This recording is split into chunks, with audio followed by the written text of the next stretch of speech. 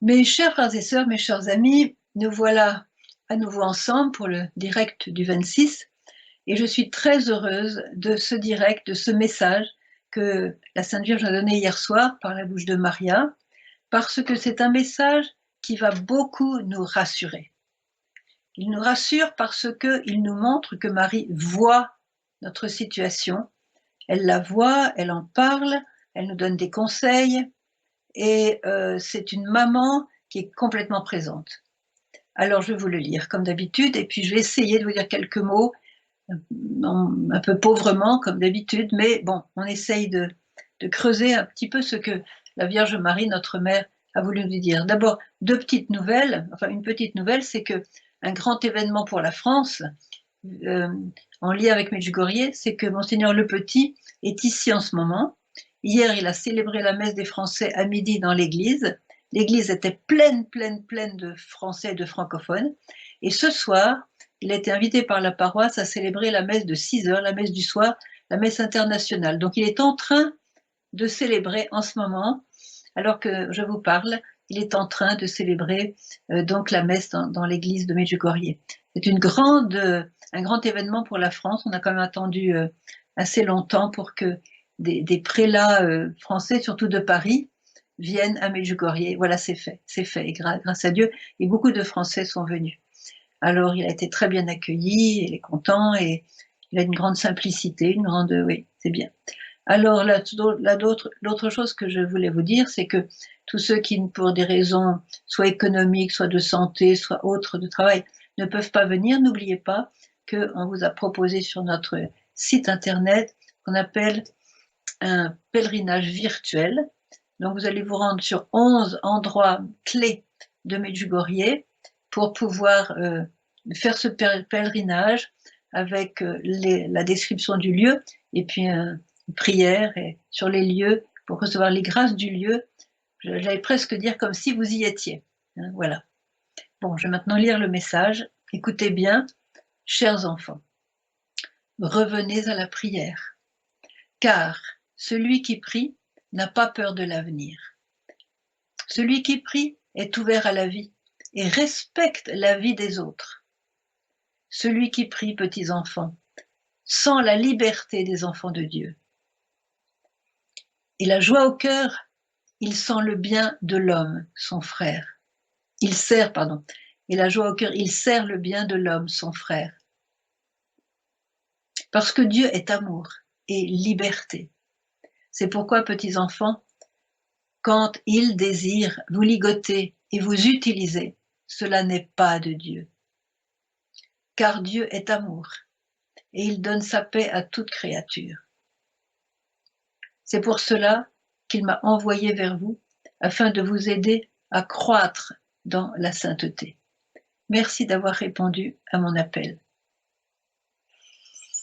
Ce message est une grande exhortation. Nous voyons que Marie voit dans quelle galère nous sommes. Elle n'hésite pas à employer les mots, nous ligoter, nous utiliser, etc. Vous voyez, nous priver de la liberté finalement. Donc, elle voit la situation et elle s'adresse à nous pour nous donner les clés qui sont justes. Donc, c'est un message très, très rassurant. D'abord, pourquoi revenez à la prière? Eh bien, le retour à la prière, nous avons l'image de l'enfant prodigue de Rembrandt, par exemple. Qu'est-ce qui s'est passé pour l'enfant prodigue? Eh bien, tout simplement, il est parti de chez son père. Tu peux mettre l'image?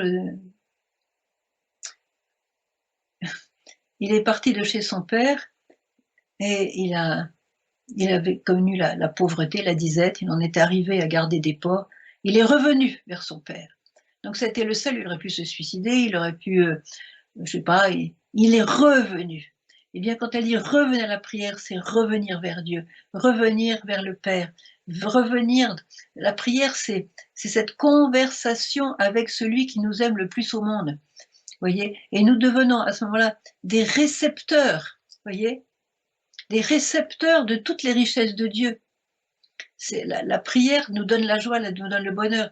La prière, le fondement de notre paix. La Vierge nous l'a dit. Celui qui prie n'a pas de haine en lui, comme Marie l'a dit. Et en plus, elle a dit, celui qui prie n'a pas peur de l'avenir. Alors, nous avons 3 types d'avenir. Écoutez bien. On a l'avenir proche, donc les mois qui viennent, les années qui viennent, l'avenir proche. Nous avons un bel avenir qui nous attend.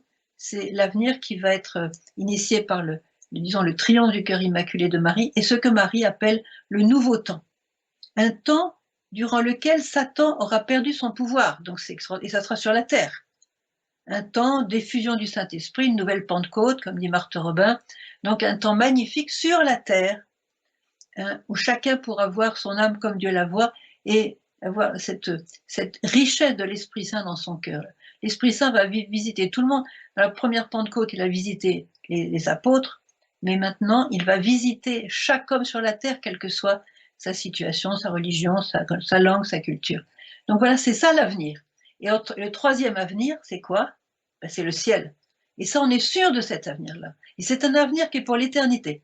L'avenir proche, si on est malade, si on est dépressif, si on est pauvre, si on est malheureux, ça ne va pas durer. Comme dit la petite Thérèse, souffrir passe, avoir souffert demeure. Voyez. Donc ça, c'est important. L'avenir proche passera très très vite, peut-être plus vite qu'on ne le croit, voyez. Mais notre grand avenir, c'est le ciel. Et entre deux, pour ceux qui seront sur la terre, eh bien, il y a donc le nouveau temps, je vous en ai déjà parlé. Il y a même j'ai fait des vidéos sur le nouveau temps, regardez tout ça. Voilà. Alors, dans cette prière, il n'y a pas de place pour la haine. Celui qui prie n'a pas de haine en lui, il n'y a pas de ressentiment, vous voyez. Et celui qui prie, nous dit-elle aussi, est ouvert à la vie.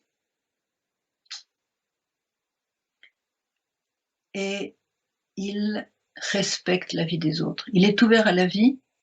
Voilà, je vais vous donner un exemple. C'est j'étais dans un aéroport, celui de Dubrovnik, je vois une petite enfant de 5 ans, belle comme un dieu, belle, belle, belle. Et je n'ai pas pu m'empêcher de dire à sa mère, qu'est-ce qu'elle est belle, votre petite fille. Elle m'a raconté ce qui s'était passé pour la petite fille. Quand elle a été enceinte, elle s'est trouvée enceinte, elle a fait l'échographie comme il se doit, et la personne lui a dit, Madame, votre enfant est trisomique. Voilà, trisomie 21. Donc, quand est-ce que vous voulez prendre rendez-vous pour l'avortement? Mais Madame, excusez-moi, vous parlez d'un avortement, mais qui parle d'avortement? J'ai pas du tout envie de faire un avortement, qu'est-ce qui se passe là? Je vais garder mon enfant. Madame, si vous gardez votre enfant, vous êtes une criminelle. Voilà. Donc, elle est restée ouverte à la vie. La petite fille aînée, elle n'avait absolument pas la trisomie 21, elle était parfaitement saine. Il y a 5 ans, elle était très belle. Voilà. Donc, on est ouvert à la vie. On ne va pas se dire, oh là là, on a peur, parce que la peur détermine aussi beaucoup de nos comportements par rapport à la vie. Donc, celui qui prie n'a pas peur. Et d'ailleurs, la Vierge nous dit, Jésus nous dit dans l'Évangile, ne craignez pas ceux qui tuent le corps, et après avoir tué le corps ne peuvent rien faire d'autre. Craignez plutôt celui qui, après avoir tué le corps, peut vous jeter dans la géhenne. Donc, celui qui prie n'a pas peur, même pas de la mort. Voyez, parce que la mort c'est un passage. En fait, c'est une naissance, c'est une porte. C'est pas un trou noir. Et c'est ça, il faut se le répéter. Voilà. Et celui qui prie respecte la vie des autres. Alors évidemment, on tombe là dans toutes ces méthodes aujourd'hui de l'euthanasie, etc. Bon, l'avortement. Il respecte la vie des autres, c'est-à-dire il considère l'autre vraiment comme un enfant de Dieu. Alors, je vais vous donner un exemple du respect de l'autre dans la médecine, par exemple. Il y a des médecins qui respectent leurs malades, leurs patients. Il y a des médecins qui font ça en série, un petit peu avec l'appât du gain. Bon. Et je peux vous citer un exemple qui m'a beaucoup touchée. C'est quand j'ai été opérée des yeux en Italie, un très bon chirurgien qui est venu souvent à Medjugorje. C'est une opération très très délicate. Eh bien, avant de prendre son scalpel et de toucher à mes yeux, il s'est mis à genoux devant le lit où j'étais couchée pour l'opération. Il a prié, il a demandé au Seigneur de guider ses mains pour faire du bon travail. Voilà. C'est ça le respect du frère, le respect de la personne, vous voyez. Respecter, ça veut dire considérer vraiment la vie des autres et aussi, bien sûr, la vie des enfants non nés ou la vie des handicapés. il y a des pays où on tue tellement les enfants qui sont dits handicapés, il y a quand même 20% d'erreurs hein, dans les analyses. Eh bien, il y a des pays où il n'y a aucun handicapé dans la rue, aucun, parce qu'ils sont tous tués systématiquement. Ça déplaît énormément au Seigneur. Je vous donnais cet exemple de Maria qui était voilà, elle avait invité des gens pour l'apparition, j'étais présente, et on avait amené une personne de l'Amérique du Sud, de la Colombie, qui avait une petite fille dans les bras, très handicapée. Elle était aveugle, elle ne parlait pas, elle n'entendait pas, elle était très petite pour son âge, elle avait 5 ans, mais elle avait la taille d'un enfant de même pas 1 an. Et elle regardait cette petite avec tendresse, et cette femme avait de la lumière dans les yeux. Évidemment, on lui avait proposé 150 fois de faire l'avortement, elle avait voulu garder son enfant. Et Maria, la voyante, s'est approchée de cette femme. Elle l'a regardée, elle l'a encouragée et elle s'est approchée de l'enfant. Elle caressait la tête et elle a murmuré, j'étais tout à côté, elle a murmuré « La Madonna e lei sono una cosa sola ». Ça veut dire en italien « La Sainte Vierge et cette petite enfant sont une seule chose, une seule réalité ». Vous voyez? Et j'ai béni cette mère qui a résisté aux suggestions de tuer son enfant, parce que maintenant elle a ce trésor dont elle s'occupe bien. Et vous voyez, quand la Sainte Vierge et elle sont une seule chose. Vous voyez? Et je crois que quand elle arrivera au ciel, eh bien, je crois qu'elle aura une très très belle place, une très très belle place. Voilà. Celui qui prie, la Vierge continue, celui qui prie, petits enfants, sans la liberté des enfants de Dieu. Alors Maria, pas plus tard que hier et avant-hier, nous disait, eh bien, Maria la voyante nous disait que quand je vois la Sainte Vierge, je ressens la sensibilité qui vient du ciel. Quand je vois la Sainte Vierge, je sens les parfums du ciel. Vous voyez? Et la prière donne ses ailes, parce que la prière donne des ailes, parce que on entre en communication avec celui qui est amour, celui qui est lumière, et celui qui désire nous faire du bien. Vous voyez? Donc c'est un bénéfice complet, et sans la prière, notre cœur est vide. Vous voyez, sans la prière, notre cœur, il reste humain, il se contente des petits plaisirs et des choses terrestres, avec des bonnes choses toutes. Il faut aussi les accepter, les vivre, et c'est bien, le Seigneur les a donnés. Mais pour se remplir le cœur et se préparer à l'éternité, c'est la prière. La prière comme dialogue avec Dieu. Alors, la prière n'est pas seulement une récitation de très belles formules qui ont été données par l'Église, la prière aussi avec le cœur, c'est-à-dire on parle à quelqu'un qui nous aime, on parle à notre meilleur ami, voyez. Et quand on prie, on ressent la liberté des enfants de Dieu. Et on ressent cette liberté, quelles que soient les circonstances qui nous entourent, où, il faut bien le dire, notre liberté est quand même rongée. Hein. Je ne sais pas comment exprimer ça. Nos libertés sont quand même attaquées. Elles sont diminuées. Elles sont, voilà. Nous, en France et dans d'autres pays, on ne peut pas dire que la liberté augmente, c'est plutôt le contraire. Alors l'homme devient de moins en moins libre sur le plan de son pays, de sa politique, si vous voulez, mais ça n'empêche pas que, alors je vais continuer là, je vais un peu trop vite là, hein, ça n'empêche pas que l'homme reste libre au milieu du manque de liberté. Parce que qu'est-ce que c'est que la liberté? Je crois que le père Slavko, avec une très bonne définition, il disait que la liberté, en fait, c'est de choisir, de faire le bien, donc de faire ce qui est juste au moment juste. Vous voyez? Autrement dit, la liberté, c'est de choisir de faire la volonté de Dieu, qui est la vie. La volonté de Dieu, c'est toujours l'amour et c'est toujours le salut. Alors, quand on dit « je suis libre, je fais ce que je veux », c'est pas la liberté, parce que ça nous mène à l'anarchie. Imaginez que chacun fasse ce qu'il veut, ça devient l'anarchie très vite, et d'ailleurs on en ressent un petit peu oui, on en ressent un petit peu la présence de cette énergie, de cette anarchie. Les volontés propres qui se contredisent et qui s'entrechoquent, voyez, voilà. C'est comme ça qu'on a des conflits quelquefois insurmontables. Donc, il faut choisir la vraie liberté, c'est de choisir le bien, choisir Dieu, choisir la volonté de Dieu et choisir la vie. La liberté, c'est de choisir la vie, de choisir le bonheur, la joie, tous les dons de Dieu et Dieu lui-même, voyez. Il ressent la liberté. Celui qui prie ressent la liberté.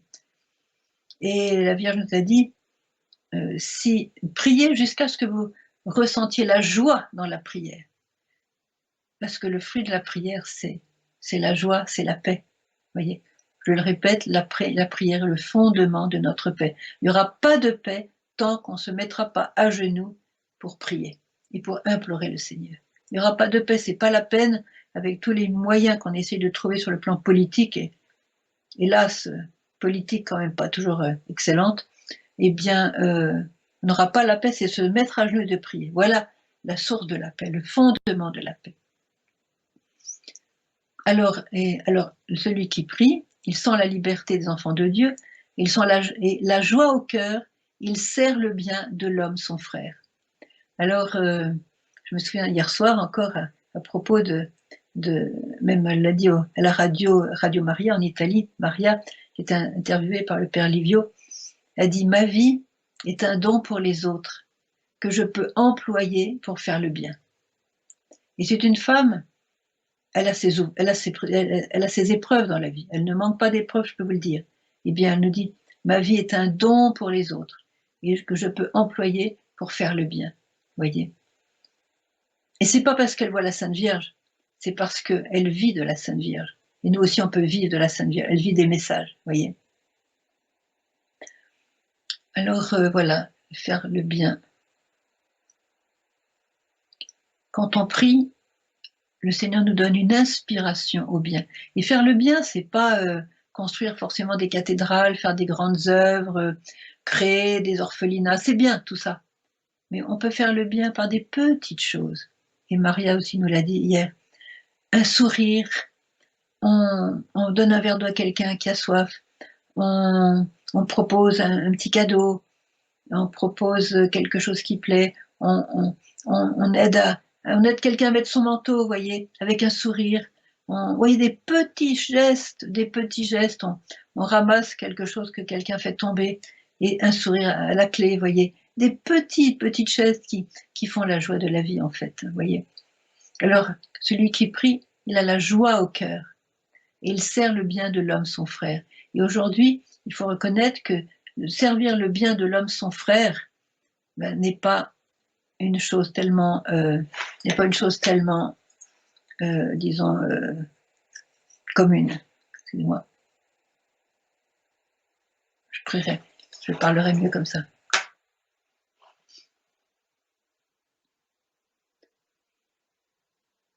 Oui. Alors, servir le bien de l'homme, son frère, c'est aussi dire non à la haine, non à la division. Vous voyez qu'aujourd'hui, il y a beaucoup de divisions dans les familles. Pas seulement à cause du vaccin, mais à cause des attaques de Satan qui, comme la Vierge l'a dit, Satan règne et il veut vous diviser, vous détruire, il veut même détruire la planète sur laquelle vous vivez. Mais si vous êtes mien, vous vaincrez. Et si vous êtes mien, il n'y a pas de conflit. Peut-être qu'il y en a un dans une famille qui veut se vacciner, un autre qui ne veut pas se vacciner. Où est le problème? Où est le problème? On est libre. Et si on se fait la guerre à cause de ça, eh bien, on n'est plus avec la Sainte Vierge, ni l'un ni l'autre. Voyez, et Satan veut utiliser toutes ces choses-là, de la santé, de la politique, aujourd'hui, voyez, de la peur de l'avenir, qui nous paralyse, qui nous rend serviles, voyez, pour faire des divisions dans les familles, dans les communautés, dans les paroisses, voyez. Ça va pas. Ça va pas. Et Dieu se sert de nous quand nous prions, c'est-à-dire quand nous prions, il fait du bien dans le monde entier, il élève le monde entier. Il élève la qualité spirituelle du monde entier, jusqu'en Afrique du Sud, jusqu'en Chine, jusqu'au Vietnam. Vous voyez, quand on prie, je le disais l'autre jour, quand on prie, surtout dans l'adoration, vous voyez, le Seigneur nous envoie ses rayons, il nous enrichit notre cœur, il enrichit notre âme, il enrichit pas seulement notre cœur et notre âme, mais les rayons de lumière et d'amour qu'il nous envoie vont dans le monde entier. Il touche les gens qui sont dans la rue à côté de nous, dans notre immeuble, dans notre quartier, dans notre ville, dans notre pays. Alors regardez l'impact de l'homme qui prie. Vous voyez, l'homme qui prie. Et l'homme qui ne prie pas, il est vide, et il s'ennuie. Alors il peut se remplir de plaisirs passagers, de faire des activités, un activiste, puis le jour où il tombe malade, il ne peut plus rien faire, c'est le désespoir. Vous voyez.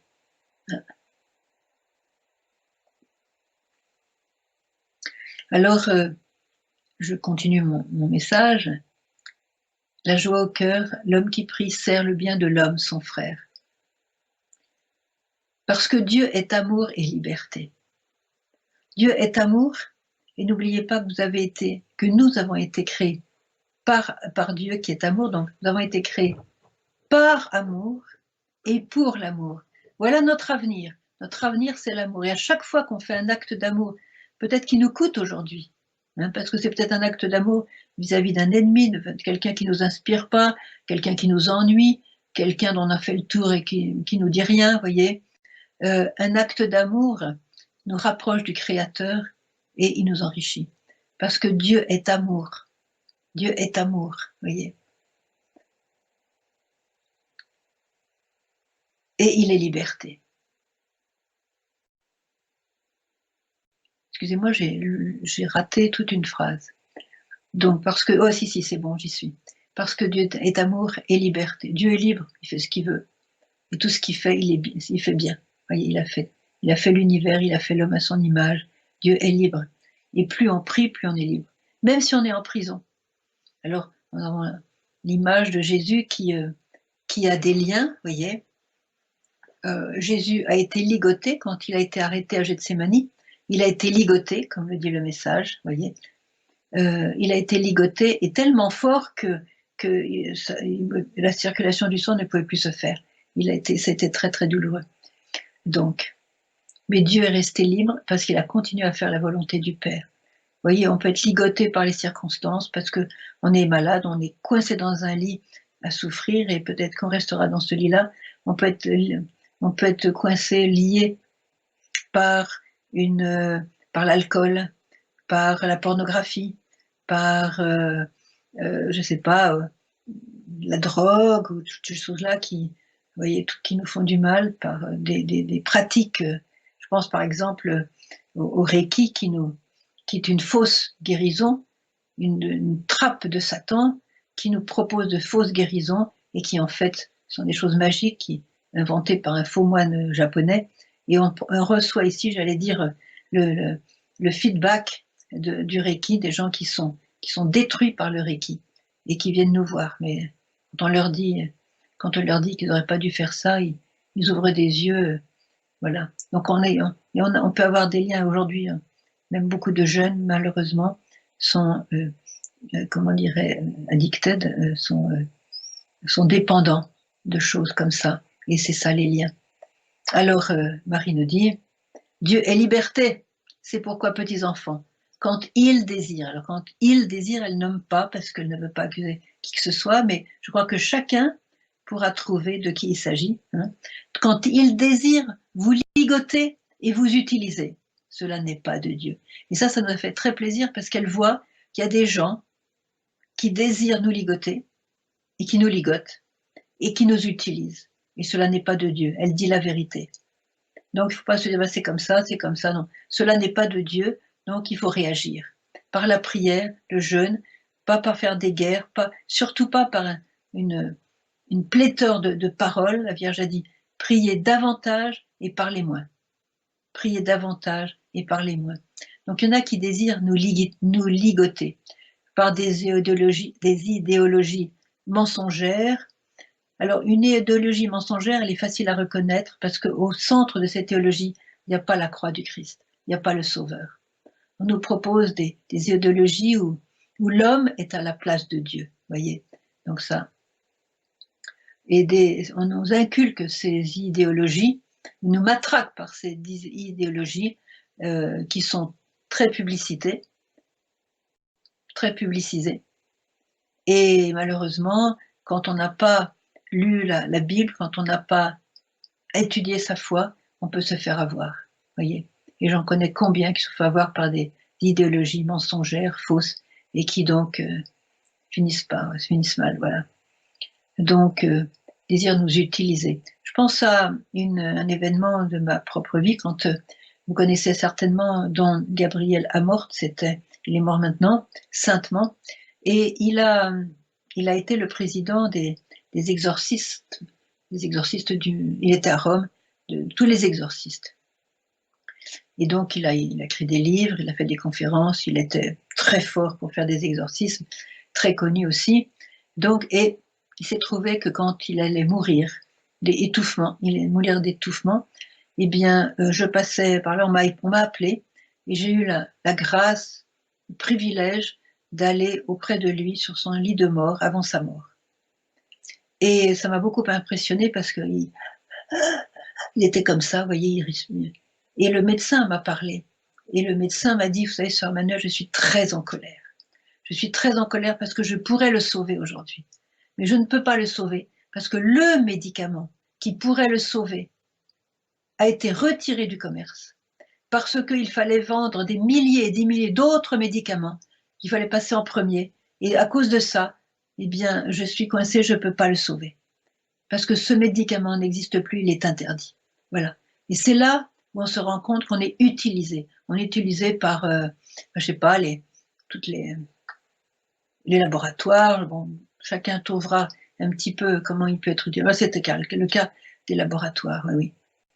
Vous voyez. Donc, mais Jésus lui-même, vous voyez, a été utilisé. Jésus lui-même a été ligoté. Et quand il a été ligoté, il a été arrêté à Gethsémani. Pourquoi il a accepté ces liens, vous voyez, ces chaînes et ces liens? Pourquoi? Parce que quand il a fait ça, il a voulu réparer tous ces péchés où on ligote les autres, vous voyez, ou même quelquefois on se laisse ligoter par paresse, vous voyez. Et quand un chrétien est ligoté, eh bien, si on offre cela en communion avec Jésus, qui a été lui-même lié jusqu'à la mort, hein, eh bien, Dieu se glorifie. Dieu change notre souffrance, notre manque de liberté extérieure, pour nous donner une liberté intérieure, et Dieu se glorifie à travers cette offrande et cette souffrance, vous voyez. Il faut toujours ramener tout à Jésus. Jésus est au cœur de notre vie. Jésus est le cœur de notre vie. Comme dit Marie, si vous êtes mien, vous vaincrez. Pourquoi? Parce que votre refuge sera le cœur de mon fils Jésus. J'aime beaucoup ce psaume 91 qui parle justement des refuges. On parle beaucoup des refuges aujourd'hui, on cherche des refuges. Écoutez bien, je vous invite à le lire encore ce soir. C'est un psaume que dans les monastères, on lit pratiquement tous les soirs, qui demeure à l'abri du Très-Haut et loge à l'ombre du Puissant. Dites au Seigneur, mon rempart, mon refuge, mon Dieu en qui je me fie. Je m'abandonne à Dieu, je me fie à Dieu, il est mon Dieu, et l'homme qui veut m'asservir n'est pas mon Dieu. J'ai un autre Dieu, et ce Dieu-là, c'est mon rempart et mon refuge. Dieu, alors lui te dérobe au filet de l'oiseleur qui cherche à détruire.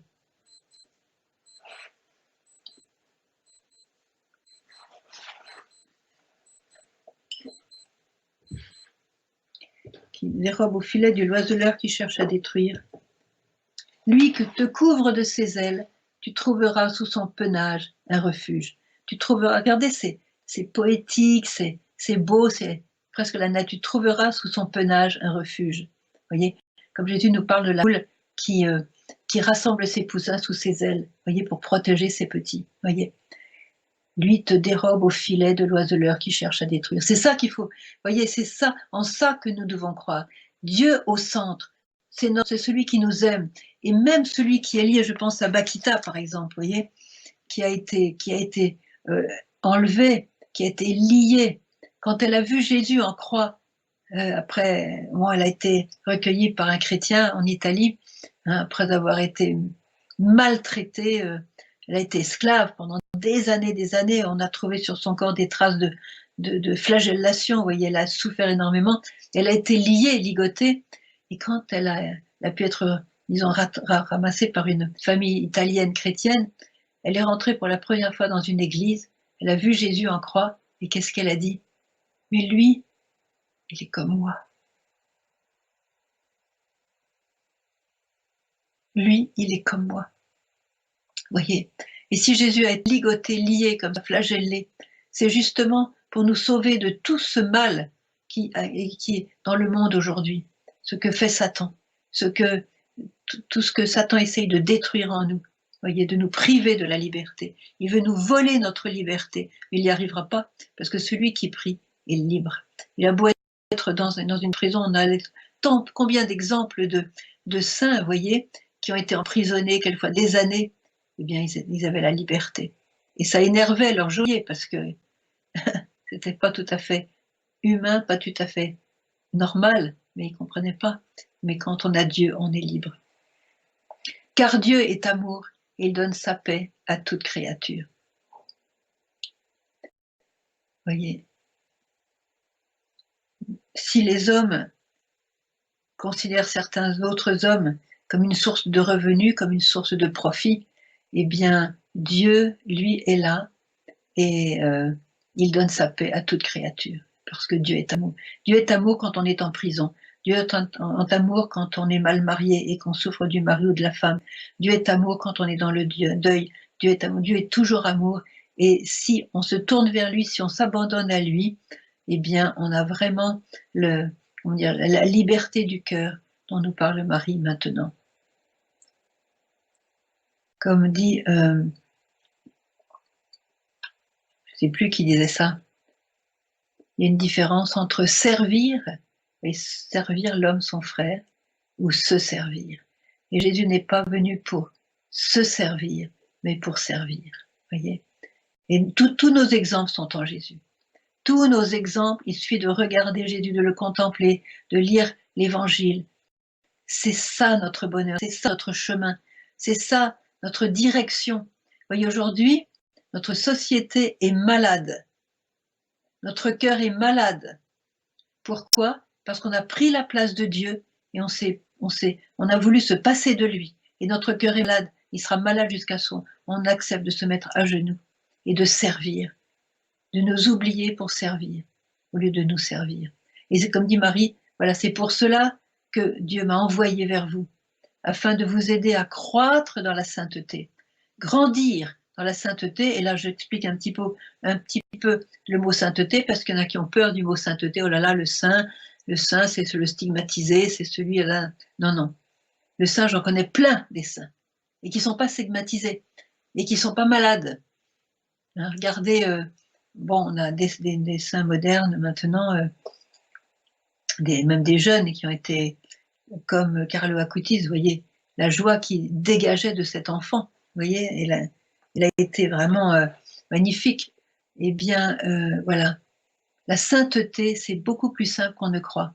La sainteté, c'est par la prière, par le jeûne aussi qui aide à lutter contre Satan, eh bien par la prière, c'est de permettre à Dieu de combler notre cœur dans les désirs les plus profonds. Vous savez que Marie a dit, le désir le plus profond, le désir de l'homme, c'est la prière. Pourquoi? Parce que c'est la prière qui va remplir votre cœur d'amour, de la présence de la Trinité. Nous allons devenir des tabernacles du Dieu vivant. Et on peut être en prison, on peut être lié, on peut être coincé, à ne pas pouvoir sortir, faire encore un lockdown, hein, de toutes ces choses qui sont arrivées, qui peut-être arriveront encore, je ne sais pas, je ne suis pas prophète et tant mieux pour moi. Eh bien, qu'importe, qu'importe. C'est vrai qu'on va souffrir, c'est vrai qu'on souffre déjà, mais si on est libre, il y a cette joie surnaturelle, cette joie divine qui habitait même le cœur du Christ quand il a vécu sa passion. Et s'il n'avait pas eu cette joie, il aurait craqué avant la fin. Il aurait craqué avant la fin, c'était très facile pour lui d'appeler des légions d'anges pour venir à son secours. Mais il avait la joie d'être en train de nous sauver. Et il voyait l'humanité entière. Il voyait chaque homme qui avait besoin de lui pour être un jour au ciel avec lui dans le bonheur éternel. Et il n'a pas pu s'empêcher de continuer cette marche vers le calvaire, parce qu'il voyait chaque homme, chaque femme, chaque enfant qui avait besoin d'être sauvé, et il s'est dit, je ne peux pas les laisser tomber. Il faut que je fasse que par ma mort, je délivre ces gens de la mort. Par ma mort, il faut que je leur donne la résurrection, il faut que je leur donne la vie. Et c'est pour ça qu'il a pu aller jusqu'à la mort, et bien sûr, c'est par sa mort qu'il a vaincu Satan, et que nous avons la vie en eux. Par lui, nous avons la vie.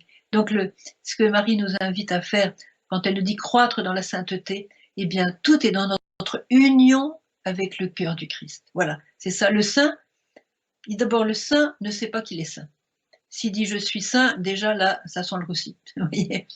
Alors, le saint ne sait pas qu'il est saint parce que pourquoi il s'intéresse qu'à une seule chose, le cœur du Christ. Et en s'intéressant au cœur du Christ, il s'intéresse au cœur de ses frères. Vous voyez, il est actif pour aider ses frères. Donc la sainteté, retenez ça, c'est d'être uni au cœur du Christ qui est une flamme d'amour, qui est un brasier d'amour. Et Marie nous demande de rentrer dans cette étreinte d'amour avec le Fils. Elle est venue pour ça. Je suis venue afin de vous aider à croître dans l'union avec mon Fils Jésus. Voyez, donc la sainteté, c'est ça. Voilà. Donc voilà, je ne sais pas si... combien de temps? Tu peux parler encore 5 minutes, encore 5 minutes, ça fait environ 30 minutes que tu parles. Alors je voudrais aussi citer un autre message, puisque on parle de ceux qui nous ligotent et qui nous prennent la liberté. Marie nous a dit, chers enfants, lorsqu'il vous semble que la situation est sans issue, aujourd'hui j'en entends, je veux dire, de toutes les couleurs ici à Medjugorje. Quand la situation vous semble sans issue, priez, chers enfants, et vous trouverez une issue à toute situation dans la prière. Voyez? Voilà. Et bien voilà.